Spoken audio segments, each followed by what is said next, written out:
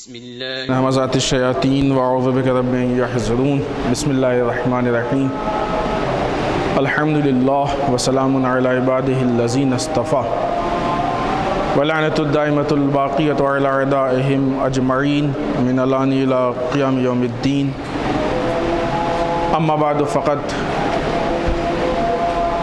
اوصیکم ونفسی بتقوی اللہ وقال اللہ تبارک و تعالی بسم اللہ الرحمن الرحیم یا ایھا الذین آمنوا کتب علیکم الصیام کما کتب علی الذین من قبلکم لعلکم تتقون۔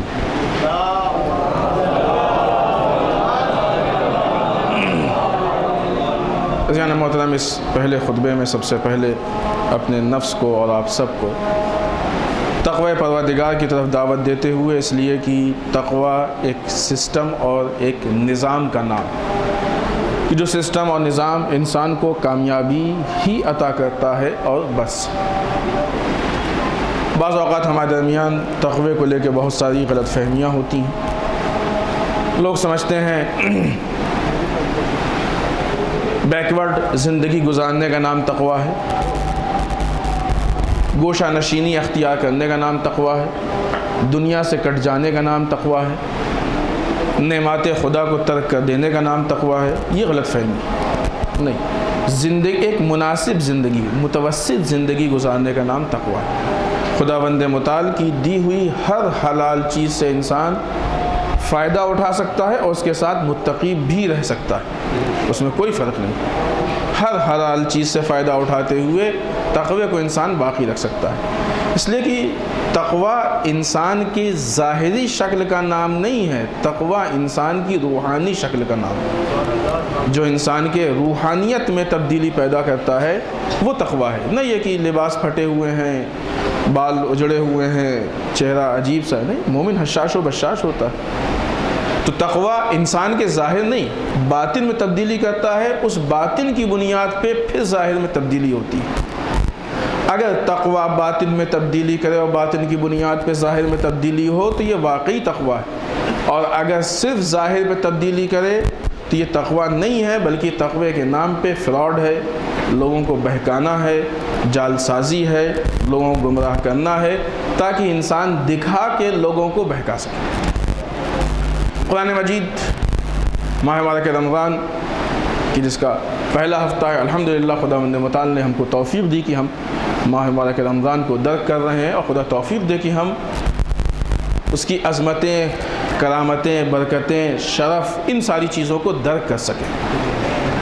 اس تقوی کو لے کے ماہ مبارک رمضان میں بہت اہم مناسبت پائی جاتی ہے۔ خداوند متعال نے بہت واضح الفاظ میں کہہ دیا، اے صاحبان ایمان، جس طریقے سے تم سے پہلے والوں پہ روزہ واجب کیا گیا ہے ویسے ہی تم پہ بھی واجب کیا گیا ہے۔ کیوں؟ لعلکم تتقون، شاید تم متقی ہو جاؤ۔ ماہ مبارک رمضان کے دامن میں بہت ساری چیزیں ہیں، جن میں سے ایک اہم ترین چیز نزول قرآن اور شب قدر۔ قرآن مجید تقوی کو اور قرآن کو لے کے ایک جملہ اور کہہ رہا ہے۔ سورہ بقرہ ابتدائی آیتیں پڑھیں آپ، بسم اللہ الرحمن الرحیم، ذالک الکتاب لا ریب فیہ ھدی للمتقین، یہ وہ کتاب ہے جس میں کوئی شک و شبہ کی گنجائش نہیں، یہ متقین کے لیے ہدایت ہے۔ یہاں پہ مفسرین کا یہ ماننا ہے اور مفسرین کا یہ کہنا ہے کہ یہاں پہ جو خداوند متعال کہہ رہا ہے کہ قرآن مجید متقین کے لیے ہدایت ہے، تو یہاں متقین سے مراد وہ لوگ ہیں کہ جو اپنے ضمیر کو، اپنے نفس کو واعظ و نصیحت قبول کرنے کے لیے ہموار کر لیتے ہیں۔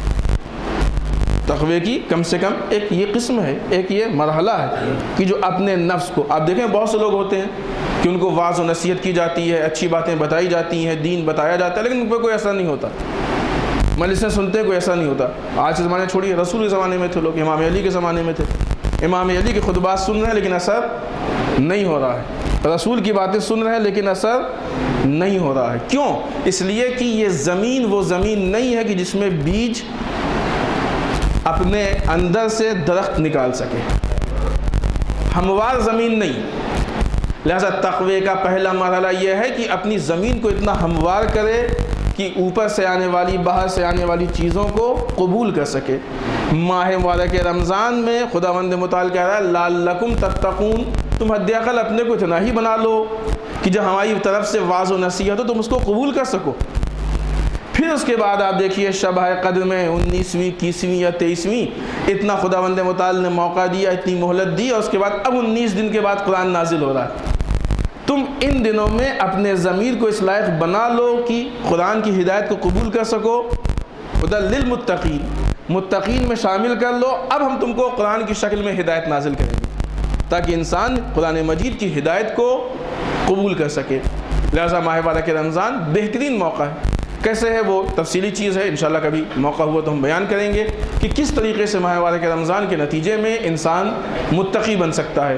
کوئی جادو نہیں ہے کہ ماہ مبارک رمضان آیا تو آٹومیٹک انسان متقی بن ہی جائے گا، نہیں، کچھ سسٹم ہے، نظام ہے۔ جب انسان اس سسٹم کو اپنائے گا، نظام کو اپنائے گا تو اس کے نتیجے میں متقی بنے گا، ورنہ اگر اس کو نہیں اپنائے گا تو ماہ مبارک رمضان ایک نہیں 10 مرتبہ بھی آ کے گزر جائے انسان کے اوپر کوئی تبدیلی نہیں ہونے والی۔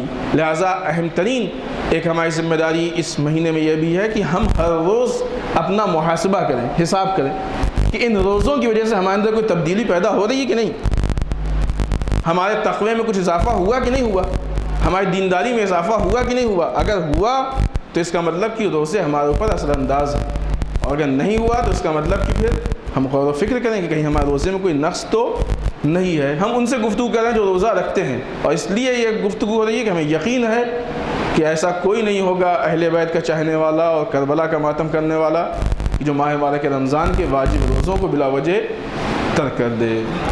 اتنا بدبخت شاید ہی کوئی اپنے درمیان ہو، یقیناً کوئی نہیں ہوگا، لہٰذا ان سے گفتگو کرنے کی ضرورت نہیں ہے کیونکہ وہ ہے ہی نہیں۔ اگر خدا نخواستہ بائدے میں کوئی ہے تو واقعی پھر غور کرے اور احساس کرے، اس لیے کہ ہر روزے کے بدلے میں جو کفارہ ہے اس کو ادا کرنے میں مشکل ہو جائے گی۔ تو انشاءاللہ امید یہ ہے کہ ہم سب کے سب روزدار ہیں، اور اب کوشش یہ کریں کہ اپنے روزے کی کوالٹی کو آگے بڑھائیں۔ بسم اللہ الرحمن الرحیم، انا اعطیناک الکوثر فصل لربک وانحر ان شانئک هو الابتر۔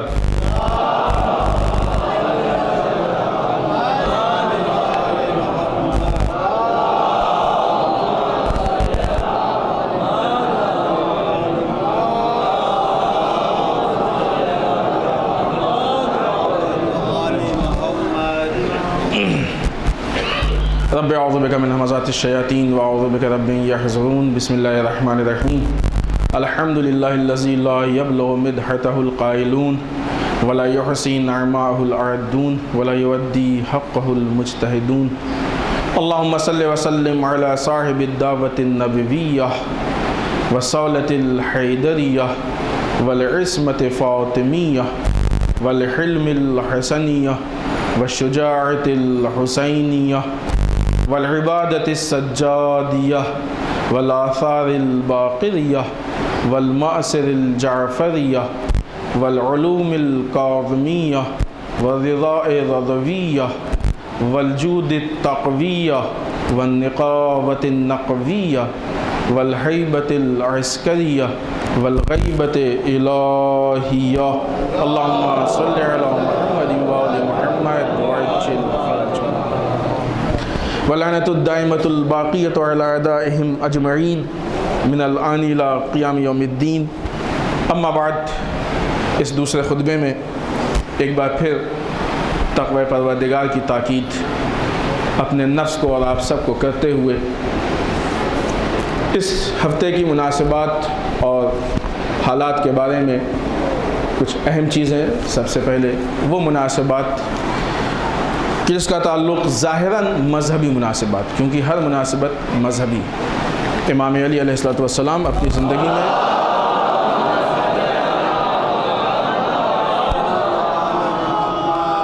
ہر مناسبت پہ کچھ نہ کچھ ایکشن کر لیتے تھے، کچھ نہ کچھ آپ کی طرف سے اس کے مقابلے میں یا بیان ہوتا تھا یا کوئی باتیں ہوتی تھیں یا کچھ کیا جاتا تھا، اور امام علی ہمارے دین کا معیار۔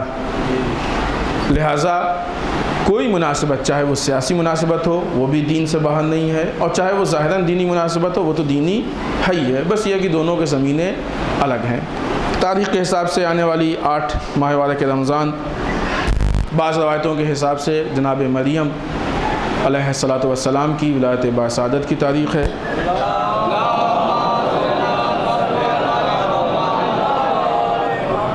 اور ایک دوسری مناسبت اسی تاریخ میں ہے نزول انجیل، 8 ماہ مبارک رمضان۔ اس کے علاوہ بعض روایتوں کے حساب سے 10 ماہ مبارک رمضان وہ تاریخ ہے کہ جس دن جناب ختیجہ سلام اللہ علیہا کی وفات کی تاریخ۔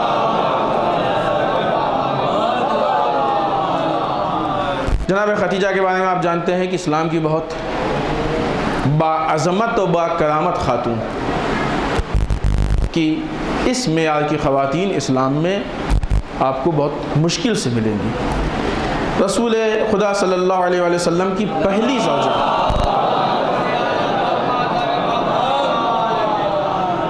اور پہلی ہی نہیں، جب تک زندہ تھیں تنہا زوجہ، اکیلی زوجہ۔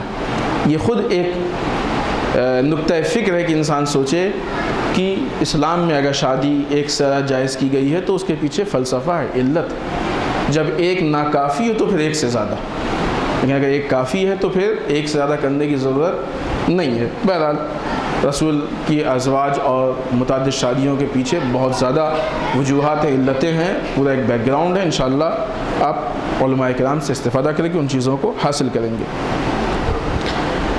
یہ وہ خاتون ہیں کہ جنہوں نے اسلام کو حاصل کرنے میں سبقت حاصل کی، اعلان اسلام اور اسلام کو قبول کرنے میں سبقت حاصل کی، اور آپ کے شرف کے لیے کم نہیں ہے کہ آپ صدیقہ طاہرہ کی والدہ، خاتون جنت کی والدہ، کنیز خدا کی والدہ۔ یہ پہلی عورت ہیں کہ جس نے رسول کی تصدیق کی۔ اگر آپ نے سنا ہو تو جناب خدیجہ سے متعلق خود رسول کی حدیث، جب آپ کی ازواج میں سے کسی زوجہ نے کہا کہ آپ کیوں مثلاً اس بوڑھی کو نعوذ باللہ یاد کرتے ہیں جبکہ آپ کے سامنے ان سے بہتر موجود ہیں، تو رسول نے ناراضگی کا اظہار کیا، اور اس کے بعد جناب ختیجہ کے فضائل پڑھے ہیں رسول نے۔ ختیجہ وہ تھی جب انہوں نے اس موقع پر ہماری تصدیق کی، ختیجہ وہ، اس طریقے سے رسول نے جناب ختیجہ کے فضائل پڑھے ہیں۔ مکے میں جناب ختیجہ نے رسول کے ساتھ نماز پڑھی، اوائل زمانے میں جب حکم نماز نازل ہوا ہے، رسول اسلام کو لے کے آئے۔ مکے میں مشرکین کے ساتھ ایمان کا اظہار کرنا اتنا آسان کام نہیں تھا۔ جناب ختیجہ نے مشرکین کے سامنے اپنے ایمان کا اظہار کیا ہے، مکے میں دشمن سے رسول کا دفاع کیا ہے، ڈیفنس کیا ہے۔ جب دشمن رسول کو نقصان پہنچانا چاہتا ہے تو ایسے موقعوں پہ رسول کے جتنے نزدیکی ہیں، امام علی، بعض اوقات صدیقہ طاہرہ، اور اسی میں جناب ختیجہ، کہ آپ نے بھی دفاع کیا ہے۔ جناب ختیجہ وہ خاتون ہیں کہ جنہوں نے اپنا سارا مال رسول کی مرضی پہ لٹا دیا۔ کہہ دینا بہت آسان، آج ہماری جیب سے جب اسلام کے نام پہ پیسے نکلتے ہیں تو ہم خود سوچیں کہ کتنا نکلتا ہے۔ دنیا میں ہر چیز کی مہنگائی بڑھ رہی ہے سوائے ان چیزوں کے کہ جس میں اسلام کے نام پہ پیسہ خرچ ہوتا ہے۔ صدقہ آج بھی وہی 1-2 روپے 5 روپے نکلتا ہے کہ نہیں؟ مسجد دینا ہوتا ہے تو وہی کم سے کم دیا جاتا ہے، افطاری ہو تو وہی کم سے کم انسان کوشش کرتا ہے۔ نہیں، ہم اسلام کے نام پہ مال خرچ کریں، خدا کے لیے مال خرچ کریں۔ جناب ختیجہ کی تعریف کرتے ہیں، امام علی صدیقہ طاہرہ کی تعریف کرتے ہیں، دیکھیں کہ وہ لوگ اپنے ضروریات کی چیز اسلام کے نام پہ خرچ کرتے تھے۔ ایسا نہیں ہے کہ جو ہمارے یہاں سے فالتو و بیکار وہ اسلام کے نام پہ خرچ۔ اور وہ ایک الگ چیز ہے کہ جب انسان خرچ کرے گا تو خدا نے وعدہ کیا ہے کہ وہ کئی گنا بڑھا کے دے گا، لیکن اس لیے نہ خرچ کریں، خدا سے تجارت کے لیے نہ خرچ کریں، اس کی ویلیو کم ہو جائے گی، اجر ملے گا اس کا لیکن اس کی ویلیو کم ہو جائے گی۔ خدا کے لیے خرچ کریں، اس کی ویلیو زیادہ ہے۔ جناب ختیجہ نے اپنا سارا مال، بہت سخت ہے، ختیجہ جو اتنی بڑی تاجرہ تھی، انہوں نے رسول کے ساتھ فاقوں کی زندگی گزاری، اپنے مال کو لٹا کے اسلام کو۔ یہ جناب ختیجہ کی سیرت ہے۔ آپ کا درجہ ایمان کمال پہ تھا کہ جناب ختیجہ کا وہ ایمان تھا کہ جس ایمان کو ہم اپنا نمونہ عمل بنا سکتے ہیں، اپنے لیے نمونہ بنا سکتے ہیں، آئیڈیل بنا سکتے ہیں۔ بہرحال کل ملا کے جناب خدیجہ کی وہ شخصیت، وہ ذات ہے کہ جو ہمارے یہاں سارے مومنین کے لیے اور بالخصوص خواتین کے لیے نمونہ عمل بن سکتے ہیں۔ اس لیے کہ اگر کسی خاتون کی کوئی سیرت ہمارے نگاہوں کے سامنے ہو تو اس کا مطلب یہ نہیں کہ وہ صرف خواتین کے لیے نمونہ عمل ہے، نہیں، جو ان کی سیرت کے کامن پوائنٹس ہیں وہ سب کے لیے نمونہ عمل، لیکن وہ پوائنٹس، وہ سیرت کے حصے کہ جو عورتوں سے مخصوص ہیں وہ صرف عورتوں کے لیے نمونہ عمل ہے۔ لہٰذا ہم یہ کہہ کے نہیں ٹال دیں کہ جناب خدیجہ ایک خاتون تھی لہٰذا خواتین کے لیے نمونہ عمل ہے، نہیں، جناب خدیجہ مال کو خرچ کرنے میں لیے سب کے لیے نمونہ عمل ہے، جناب خدیجہ شجاعت کو لے کے سب کے لیے نمونہ عمل ہے، ایمان کو لے کے سب کے لیے نمونہ عمل ہے، مشرکین کے سامنے کیسے پیش آئیں اس کے لیے سب کے لیے نمونہ عمل ہے۔ وہ پوائنٹس، وہ باتیں کہ جو مثلا حجاب سے متعلق ہے اور ان چیزوں سے متعلق ہے کہ جو خواتین سے مخصوص ہیں، ان پوائنٹس میں صرف خواتین کے لیے نمونہ عمل ہے، ورنہ دوسرے جو کامن چیزیں ان کے سب، ان چیزوں میں سب کے لیے نمونہ عمل ہے۔ انہی مناسبات میں اسی ماہ مبارک رمضان کی 10 تاریخ وہ تاریخ ہے کہ جس دن سرکار سید الشہداء امام حسین علیہ السلام کے پاس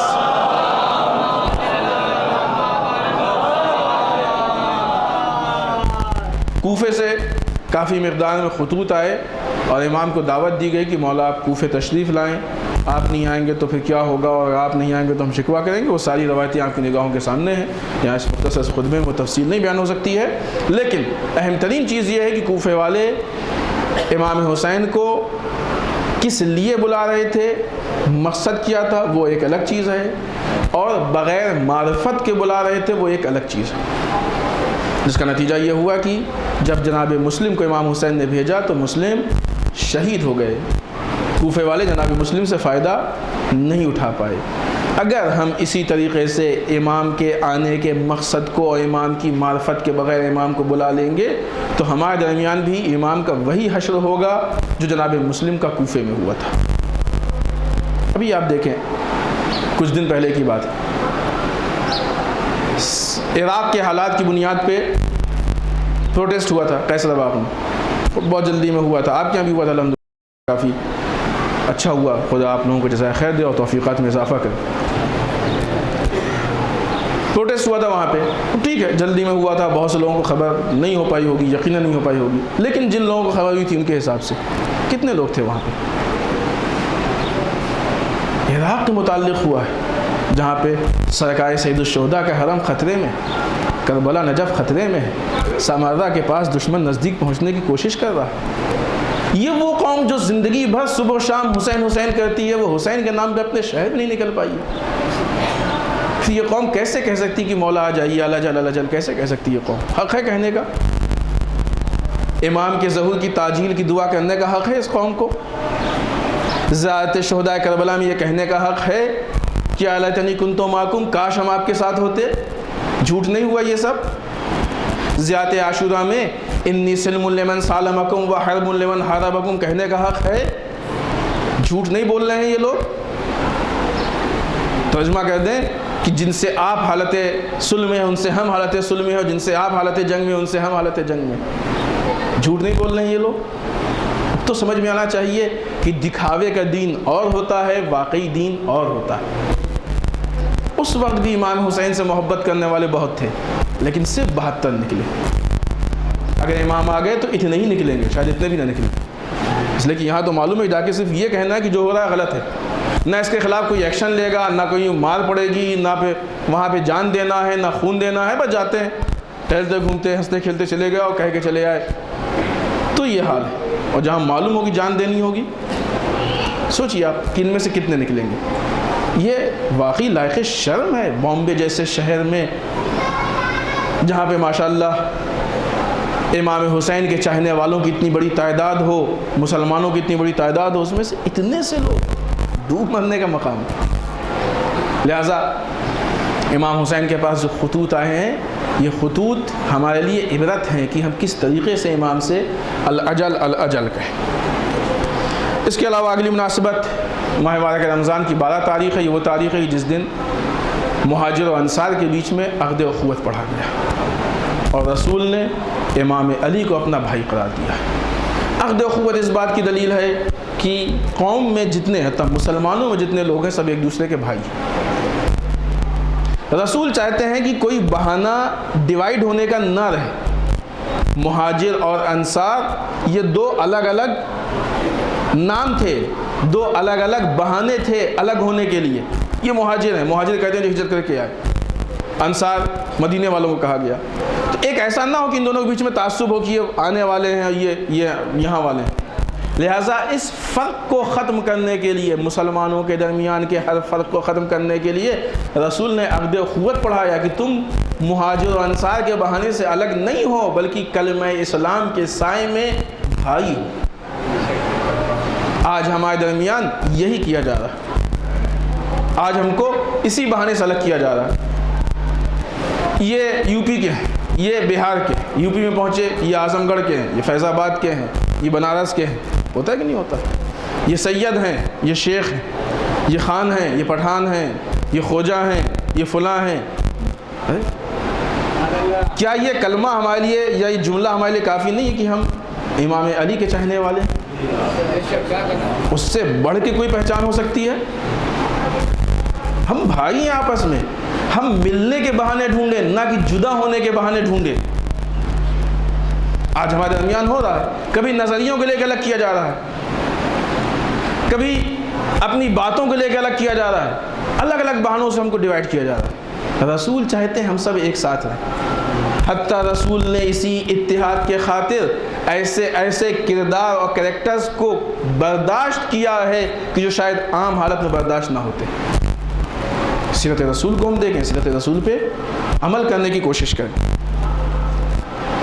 حالات حاضرہ میں IS یا ISIL یا داعش اگرچہ وہ بہت زیادہ عراق میں کامیاب نہیں ہے، اور الحمدللہ عراق کی فوج بہت تیزی سے اس کے اوپر غلبہ حاصل کرنے کی کوشش کر رہی ہے، جو کافی حد تک غلبہ پا بھی چکی ہے۔ لیکن بہرحال انہوں نے موصل میں حضرت یونس علیہ السلام کے مقبرے پہ حملہ کیا، اس کو مسمار کرنے کی کوشش کی اور ان کی قبر کو کھودنے کی کوشش کی۔ یہ ایک بہت عجیب کام ہے ہمارے لیے، اور بہرحال ان کے جو ارادے ہیں وہ ارادے بہت بدترین ارادے ہیں، لیکن یقیناً وہ اپنے ان ناپاک ارادوں تک نہیں پہنچ پائیں گے، اس لیے کہ ابھی بھی امام کے چاہنے والے ایسے ہیں کہ جو اپنی جان کو نچھاور کر کے ائمہ کے حرم کو بچانے کے لیے کوئی بھی کمی نہیں چھوڑیں گے۔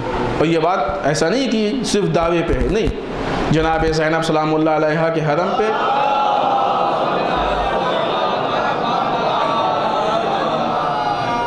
حملہ ہوا، وہاں پہ اہل تشیع کے ساتھ ساتھ برادران اہل سنت نے بی بی زینب کے حرم سے دفاع کر کے بتا دیا کہ ہم سارے مسلمان ایک ہیں، ہے کہ نہیں؟ ہاں، یہ اور بات ہے کہ ہم کو یہ سمجھ میں آ گیا کہ کیسے لوگ ہیں جو دفاع کر سکتے ہیں۔ آپ جا کے اٹھا کے دیکھ لیجئے، سب سے اہم جو دفاع سیدہ زینب کے حرم کا ہے وہ حزب اللہ کی طرف سے۔ خدا ہم سب کو توفیق دے کہ ہم حزب اللہ کے نقش قدم پہ چل کے اپنے کو حزب اللہ کے ایک رکن بنا سکیں، تاکہ امام کے واقعی ناصر و مددگار بن سکے۔ ہم لوگ یہ کہیں نہیں کہ ایک پروٹیسٹ میں بھی جانے کی ہمت نہیں ہے۔ اب دیکھیں نا، ہم لوگ بیٹھ کہتے ہیں حزب اللہ تو ایسی، حزب اللہ تو ویسی، حزب اللہ تو ویسی۔ ارے وہ جان دینے کو تیار، وہ دشمن کے سامنے اپنے سینے کو پیش کیے ہوئے ہیں۔ ہم ایک پروٹیسٹ میں جا سکتے ہیں اور ہم یہ کہتے ہیں کہ وہ ایسے، اصلا ہم کو حق ہے ان پہ تبصرہ کرنے کا۔ حزب اللہ، حزب اللہ واقعی حزب اللہ ہے جس کی طرف قرآن نے کہا ہے۔ لہذا ہم یہ دیکھیں کہ کون سی ایسی چیز جس نے حزب اللہ کو حزب اللہ بنایا ہے، اور ہم بھی اس مقام تک پہنچنے کی کوشش کریں تاکہ جب بھی ہمارا امام آئے تو ہم امام کے اوپر اپنی جان کو نچھاور کرنے میں کوئی دریغ نہ کریں۔ اہم ترین مناسبت اس ہفتے کی السرخی ایک شخص ہے، نہیں معلوم شاید میڈیا اس بات کو اتنا نہیں کور کر رہا ہے، نہیں معلوم آپ تک یہ بات پہنچی کہ نہیں پہنچی۔ وہ اپنے آپ کو عراق کا مرجع تقلید سمجھتے تھے، ظاہراً دیکھنے میں امامہ آبا قبا ہے، اسی لیے آپ کے یہاں اتنا سابقہ نہیں، لیکن ہم بارہ کہتے ہیں کہ ہر امامے میں عالم نہیں ہوتا، ضروری نہیں کہ ہر امامے والا عالم بھی ہو۔ آپ کے شہر میں بھی ایسے بہت سے ہیں جو گئے تھے زیارت کر کے امامہ پہن کے چلے آتے, پڑھا نہیں انہوں نے. دشمن کی بھی یہی روش ہے. دشمن کو معلوم ہے کہ ہماری عوام اس امامے والے سے سنتی ہے, لہٰذا وہی تھوڑی کہے گا کہ ہم امریکہ سے بول رہے ہیں ہماری بات سنو دین یہ ہے. وہی تھوڑی کہے گا کہ ہم اسرائیل بول رہے ہیں تو ہماری بات سنو ہم تمہیں دین بتا رہے ہیں. نہیں, وہ بھی وہی بن کے بولے گا جس کی آپ سنتے ہیں. وہ بھی مذہبی پلیٹ فارم کو یوز کرے گا. لہٰذا السرخی جو کہ اپنے آپ کو وہاں کا مجتہد اور مرجع سمجھتے ہیں, مرجع تقلید, کئی سال سے یہ مخفی طور پہ اپنے کام میں ایکٹیو تھے, اپنے کام کو کر رہے تھے. ابھی انہوں نے منگل یا بدھ کو کربلا پہ حملہ کیا اور کربلا کو اختیار میں لینے کی, یعنی کربلا کو اپنی حکومت میں لینے کی کوشش کی, جو کہ الحمدللہ ناکام ہو گئی. یہ صدام کے زمانے میں تھے, حتیٰ کہ شاید سننے میں آیا کہ صدام کے زمانے میں صدام کی فوج میں جو لوگ صدام کے زمانے میں صدام کے لوگ ہیں ان کو عراق میں باسی کہا جاتا ہے. باسی, یہ باسی میں سے صدام کے افراد میں سے ہیں. یہ سعودی کے ایجنٹ ہیں اور وہی سعودی کے ایجنٹ ہونے کی بنیاد پہ مرجعیت کو بدنام کرنے کی کوشش کر رہے ہیں. مرجعیت کو بدنام کرنے کی. آپ سوچئے, ایک وہ مقام, وہ مرتبہ کی جو ہمارے شیعوں کا سب سے بڑا مرتبہ, یہ بندہ اس مرتبے کو غصب کر کے تشیع کو خراب کرنے کی کوشش کر رہا ہے. اسی لیے کہا جاتا ہے کہ ہر عہدے پہ بیٹھنے والے کو آنکھ بند کر کے قبول نہیں کرنا چاہیے. ایک بہت اہم جملہ ہم آپ کی خدمت میں عرض کریں. آج ہمارے درمیان جو عالم یا مرجع بنتا ہے وہ کیسے بنتا ہے؟ مدرسے میں پڑھ کے بنتا ہے. مدرسے میں پڑھے گا تب تو بنے گا. اگرچہ الحمدللہ مدرسے میں پڑھے ہوئے آپ کو جلدی سے, جس نے واقعی پڑھا, جلدی سے آپ کو بہکے ہوئے نہیں ملیں گے, اس لیے کہ وہاں بہترین تربیت ہوتی ہے. جو حوزات علمیہ میں واقعی پڑھتے ہیں جلدی سے بہکے ہوئے نہیں ملیں گے اگر پڑھا ہے, واقعی پڑھا ہے. جو مراجع پڑھ کے مرجع بنتے ہیں وہ آپ کو بہکے ہوئے نہیں ملیں گے. یہ سرخی جو ہیں یہ پڑھے نہیں ہیں, ان کی کتابوں سے, ان کی چیزوں سے معلوم ہوتا ہے کہ یہ طالب علم بھی نہیں ہے, کیونکہ جب انسان بولتا ہے یا کچھ لکھتا ہے تو اس کا علمی معیار معلوم ہو جاتا ہے کہ کتنا پانی میں. لہٰذا یہ وہ بھی نہیں ہے. لیکن بہرحال بہت زیادہ تصور کیا تو کہاں سے آدمی مرجع بنا؟ آدمی جب پڑھتا ہے حوزے میں تو مرجع بنتا ہے. اصحاب کون ہیں؟ جنہوں نے رسول سے پڑھا. مرجع عالم مدرسے میں پڑھ کے بنتا ہے, اصحاب رسول سے پڑھ کے بنتے. اگر رسول سے پڑھنے والا غلط ہو سکتا ہے تو مدرسے میں پڑھنے والا غلط نہیں ہو سکتا. سخت چیز ہے لیکن ہم کو سمجھنا چاہیے, شعور ہم کو اپنا بلند کرنا چاہیے. ایسا نہ ہو کہ ہر وہ ذات جس کی داڑھی بڑی ہو, امامہ بڑا ہو, اپنے کو مرجع کہہ دیں, ہم اس کو مرجع مان لیں. آج یہی وجہ ہے کہ الحمدللہ جمہوریہ اسلامی ایران نے اس نظام کو بہت منظم کیا ہے, سسٹمیٹک کیا ہے. آج آیات نظام کی پوری ٹیم ہے, وہ بیٹھ کے طے کرتی ہے کہ کون مرجعیت کے لائق ہے. آغا سیستانی کا فتویٰ اٹھا کے دیکھیں, عام آدمی کے لیے جائز نہیں کہ وہ طے کر سکے کون مرجع ہے. جو صاحبان فن ہیں ضروری یہ ہے کہ وہی طے کریں کہ کون مرجع ہے. آج ہمارے جوان بعض اوقات جوش میں آنے کے بعد فوراً تقلید چینج کر دیتے ہیں کہ صاحب یہ مرجع تقلید صحیح نہیں ہے. تمہیں کیا معلوم کون مرجع تقلید صحیح نہیں ہے؟ تمہاری اس میں حیثیت نہیں ہے پہچاننے کی کون مرجع تقلید صحیح ہے کون نہیں صحیح ہے. اس طریقے سے آسانی سے تقلید چینج کر کے اپنے اعمال کو بگاڑ تو سکتے ہو, کچھ سنوار نہیں سکتے ہو. لہٰذا اس چینل سے ہم رابطہ کریں جو چینل واقعی ہے, جو اہل فن ہے, اور دنیا کی عقل بھی یہی کہتی ہے, ہر فیلڈ میں ایسے ہی ہوتا. لہٰذا اس فیلڈ میں بھی ایسے ہی. دامن وقت میں گنجائش نہیں, بات کو آگے بڑھائیں. یہ سرخی انہوں نے اس سے پہلے تقریباً 10 مسجد امام باڑوں کو گروایا, اور سوچیے مرجع تقریباً 10 مسجد امام باڑوں کو گروایا, اور یہ سمجھتے ہیں کہ یہی مرجع ہیں اور ان کے علاوہ عراق میں کوئی دوسرا مرجع نہیں ہے. آپ جا کے آغا سیستانی سے پوچھئے کہ آپ ہی مرجع ہیں, کہیں گے نہیں, اور بھی دوسرے لوگ ہیں. مرجع کسے کہتے ہیں؟ جس کی طرف عوام رجوع کرے اس کو مرجع کہتے ہیں. تو اگر ان کی طرف بھی لوگ رجوع کریں وہ بھی مرجع ہے. جو دوسرے مراجع ان سے آپ پوچھئے کہیں گے وہ بھی مرجع ہے. پھر یہ کیوں کہہ رہے ہیں؟ باطل کی بہت بڑی پہچان ہے. کاش دامن وقت میں گنجائش ہوتی تو اس چیز کو ہم واضح کرتے. یہ باطل کی پہچان ہے, یہ پہچان ہمارے یہاں پائی جاتی ہے. کیا کر رہے ہیں یہ الگ ہے, کیسے کر رہے ہیں یہ الگ ہے. اگر ہم کیسے پہچان جائیں تو اس روش کے جہاں جہاں ہوں گے ہر ایک کو پہچان لیں گے. یہ کیسے کرتے ہیں؟ یہ جب دین پیش کرتے ہیں جی چاہتے ہیں بس ہم ہی دین پیش کریں, ہمارے علاوہ کوئی اور پیش نہ کرے. السلخی کیا کر رہے ہیں؟ یہ جب دین پیش کریں بس ہم ہی مر جائیں, ہم ہی مجتہد ہیں, ہمارے علاوہ کوئی اور مر جاؤ مجتہد نہیں ہے. کیا آپ کے بامبے میں ایسے لوگ نہیں؟ اگر واقعی دین ہے تو آپ اپنے نظریے کو پیش کیجئے, دوسرے کو اپنے نظریے کو پیش کرنے دیجئے. لیکن نہیں, دوسرا کوئی نہیں, دوسرا بیکار, دوسرا جاہل, ہم بغیر کچھ پڑھے لکھے عالم, دوسرا پڑھ لکھ کے جاہل. یہی کیا نا سرخی نے, یہی یہاں بھی ہو رہا ہے, یہی حالات. یہ لوگ بغیر پڑھے لکھے سب کچھ بن جاتے ہیں, علمی میں یعنی یہی وجہ ہے کہ چھپ کے کام کرتے ہیں, کیونکہ کھل کے کام کریں گے تو جہالت پکڑ میں آ جائے گی. سمجھ گئے؟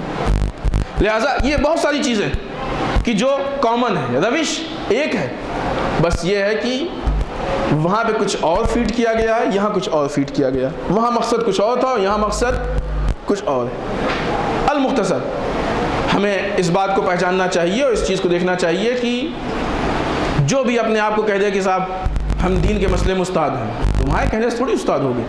کسی کو تو حق ہوتا ہے جو آ کے سند دے. آج کوئی آپ کے درمیان آ کے جوان کہے کہ ہم نے ماسٹر کی ڈگری حاصل کر لی, ہم نے ڈاکٹریٹ کی ڈگری حاصل کر لی, تو آپ کو حق ہے سرٹیفکیٹ مانگنے کا. کسی یونیورسٹی میں جائے گا سرٹیفکیٹ مانگا جائے گا کہ بھائی آپ نے کہاں سے پڑھا ہے, دکھائیے تو. کون سرٹیفکیٹ دے گا؟ سڑک پہ کسی سے لکھوا لے گا چلتے ہوئے؟ نہیں, جو اس کا ذمہ دار ہوگا وہ دے گا سرٹیفکیٹ. آج کتنی دین کی دکانیں ایسی ہیں جن کے پاس سرٹیفکیٹ نہیں. یہ بغیر لائسنس کی دکانیں حتماً غلط مال بیچتی ہیں, اس لیے کہ اگر صحیح مال ہوتا تو سرٹیفکیٹ اور لائسنس لے کے اپنا کام کرتے, ہے کہ نہیں؟ ایسے ہی ہے سرخی, ایسے ہی. ان کے پاس مراجع میں سے کسی کی اجازت نہیں. انہوں نے بہت ابتدائی تعلیم, وہ بھی بس گئے اور چلے جائے. پوری سوانح حیات انشاءاللہ آپ لوگ دیکھیے, اور دیکھنے کے بعد آپ کو معلوم ہوگا. آخری چیز اس سلسلے کی, آیت اللہ نوری حمدانی جو ایک جلیل القدر آیت اللہ ہیں, انہوں نے ایک اسٹیٹمنٹ دیا ہے. اگر آپ کو معلوم ہو, یقیناً معلوم ہوگا, سعودیہ میں کافی شیعوں کے خلاف موت کا حکم جاری کیا گیا ہے, فیصلہ سنایا گیا ہے. اس میں ایک عظیم ترین شخصیت آیت اللہ نمر, کہ جن کے اوپر حکومت کی طرف سے اس کے پہلے قاتلانہ حملہ کیا گیا تھا. خداوند متعال ان کو زندہ رکھنا چاہتا تھا, الحمدللہ اس حملے سے بچ گئے. ان کو قید کیا گیا, ان کے اوپر مقدمہ چلایا گیا. مقدمہ ایک طرفہ چلا, اس لیے کہ جو لوگ تھے ان کو اپنے دفاع کے لیے کسی وکیل کو اختیار کرنے کا حق نہیں دیا گیا. صرف الزامات لگائے گئے اور لگا کے ثابت کر دیے گئے, اور اس کے نتیجے میں آغا آیت اللہ نمر کو سزائے موت سنا دی گئی.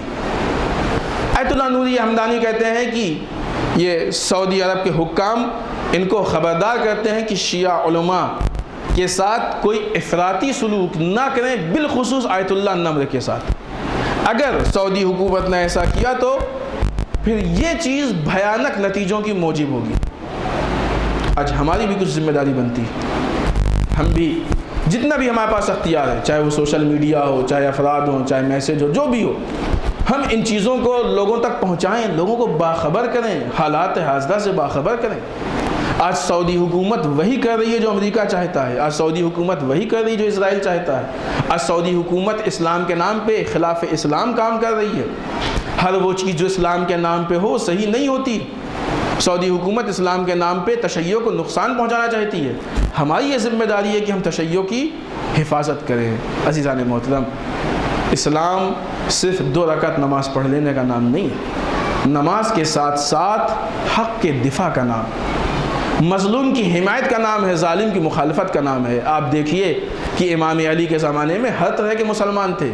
ابو موسیٰ اشعری جیسے تھے کہ ہم کو جنگ سے کوئی مطلب نہیں, اور وہ بھی تھے کہ جو امام علی کے ساتھ جنگوں میں گئے ہیں. ہم کو فیصلہ کرنا ہے ہمیں کون سا مسلمان بننا ہے. جو لوگ کہتے ہیں گھر میں بیٹھے رہیں کچھ نہیں کیجئے, وہ ابو موسیٰ اشعری کی سیرت آپ کو پیش کرتے ہیں, وہ امام علی کی سیرت نہیں پیش کر رہے ہیں. امام علی کی سیرت کیا ہے کہ انسان نماز بھی پڑھے, انسان روزے بھی رکھے, تلاوت قرآن پاک بھی کرے, دعائیں بھی پڑھے, ان ساری چیزوں کے ساتھ اپنے حق کو حاصل کرنے کے لیے قیام بھی کرے, مظلوم کی حمایت بھی کرے, ظالم کی بھی کرے, حق کو بلند کرنے کی کوشش کرے, حق کے مقابلے میں آنے والے سے مقابلہ کرے.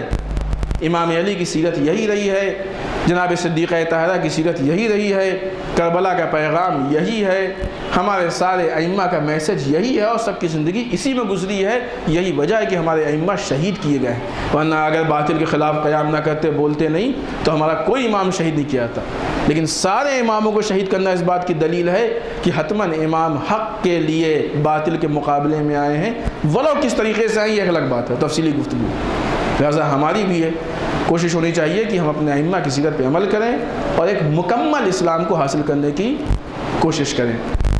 آئیے بارگاہ پروردگار میں دعا کرتے ہیں، پالنے والے ہم سب کو اعمال صالحہ کی توفیق عنایت فرما، اور الہ اعمال قبیحہ سے محفوظ رکھ، اور الہ ہمارے گناہوں کو بخش دے، اور الہ ہمارے مرحومین کو بخش دے، پالنے والے اسلام و مسلمین کی حفاظت فرما، اور الہ دشمنان اسلام کو نیست و نابود کر دے، اور الہ جو پریشان حال ان کی پریشانیوں کو دور فرما، اور الہ جو لا ولد ان کو اولاد صالح عنایت فرما، پالنے والے جن کی شادی و مشکلات ان کے مشکلات کو حل فرما، اور الہ ہمارے علماء کا سایہ ہمارے سروں پہ باقی رکھ، اور الہ رہبر و مراجع کو طول عمر عنایت فرما، پالنے والے امام کے ظہور میں تعجیل فرما، ہمیں ان کے اعوان و انصار میں شریک ہونے کی توفیق عنایت فرما۔ ربنا تقبل منا انك انت السميع العليم، بسم الله الرحمن الرحيم، قل هو الله احد الله الصمد لم يلد ولم يولد ولم يكن له كفوا احد۔